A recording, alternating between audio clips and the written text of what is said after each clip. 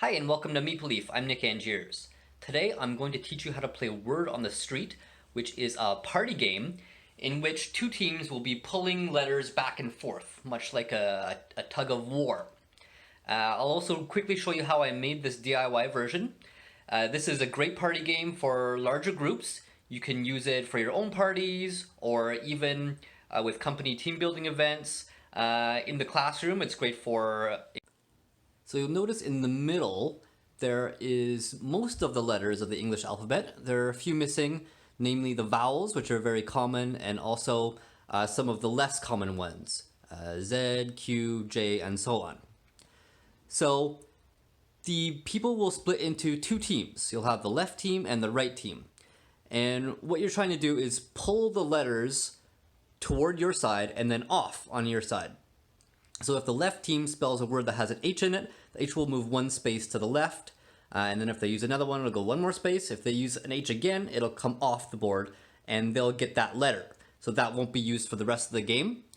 The goal of the game is to get 8 letters off your side. It sounds really easy. The first 4 or so go by really quickly, but once you get down to the last few letters left, it's really difficult to make words using those letters. And how you get to make the words is you'll have a clue. So each team will have one of these clues here. Now I made these on laminated sheets. So we've got some things like a bird, a type of pasta, something most people never see. And what you'll do is the team will get one of these clues and they'll have to come up with a word that matches that. It has to be a single word. It can be a proper noun, whatever. Really the only rule is that it has to be one single word and the other team has to agree that it's reasonable. So I'm just going to give these a quick shuffle and then I'll give you a demonstration. So the clue that team left got was a type of flooring or floor covering, and I'm going to go with hardwood. So I'm going to move all the letters that are on the board that are in the word hardwood to the left.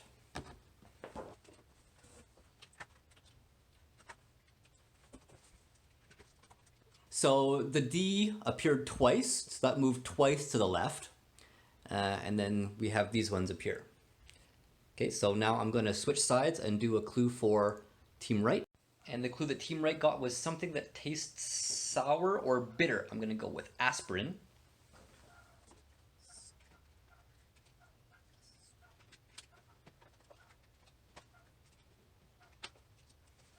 Team right has got some letters on their side, so the N and the P.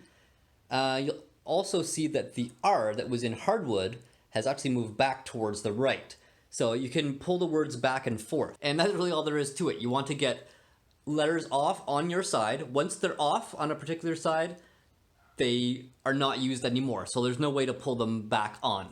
And those are all the rules to the game. Next, I'm going to show you how I made this and how you can make it. If you're just interested in playing the game, then feel free to stop watching now. Thanks for watching. So I printed the letters on my home computer. I laminated them. The laminator I'm using is the Amazon Basics thermal laminator. It was quite inexpensive. It was about $30 Canadian. And then you can get these sheets for about $15 for 100. So if you're looking to get into laminating things, then it's a good one to start with. I find it does jam up quite easily. It says to make sure the sheet is straight. I think you have to get it perfectly straight, otherwise it's going to jam up. So some of the sheets actually got eaten a bit. Eventually I gave up trying to get them perfect. Sometimes they turn out really well. This is a fun one, something you should never give to a baby. And then to stick them on the wall, I just used this poster sticker gum stuff. And then this is just painter's tape. And then what players will do is they'll get into teams, team left or team right, in a live stream. And they can either say the answer, the word they have out loud, or they can put it in the chat. And as long as their team comes to a decision, then I'll be the one who moves the letter towards their side. There's also a timer in the original game. I believe it's a 1-minute timer. I find any game that uses a timer is more fun without the timer. If you're doing it just as a fun casual activity, A game will probably take about 40, maybe 60 minutes.